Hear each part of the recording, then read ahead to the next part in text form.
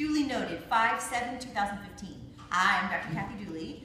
I wanted to show you a variation on sit-ups. I'm not the hugest fan of the sit-up, so I wanted to show you a really good variation that can help you go from a lane to a supine position and build you some abdominal stability.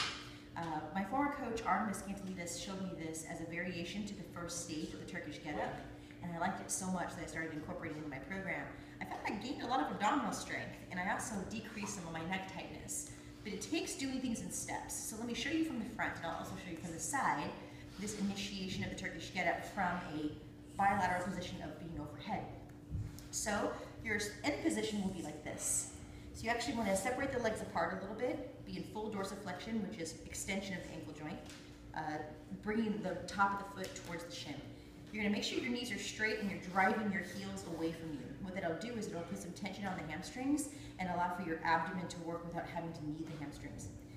As you're lowering yourself down slowly, your arms are going to be in the air, and you're going to ideally keep them close to your ears.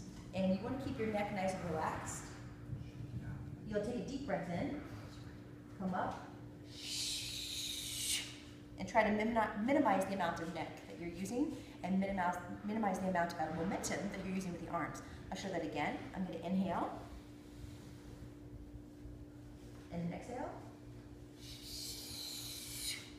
What you don't see me doing is driving a lot with my neck. I'm actually trying to bring my ribs towards the hips.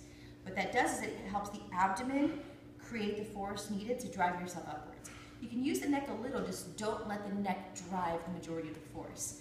The way you see a lot of people do a sit-up, or crunch, if you will, is they'll drive with their neck up, deflection.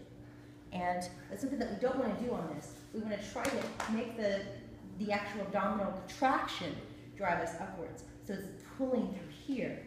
With the reason our arms are overhead, we're trying to use our lats. We're trying to corkscrew our lat towards our thoracolumbar aponeurosis, the diamond is in the back. That will attach the lat over to the abs and drive you upwards. You see that? So we're not doing this, right? You're keeping the arms by the ears, you're corkscrewing inwards, and driving that heel away from you. As you start to get stronger and you do it without weight, then you can add weight.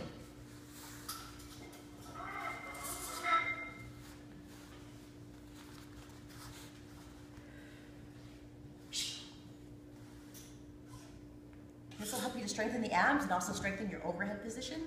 I found this to be super useful when I had an arm injury and couldn't bear weight on it in order to do a get-up.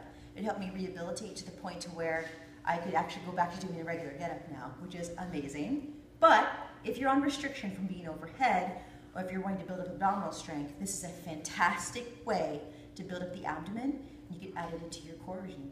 Dr. Kathy Dooley, I'll see you next time.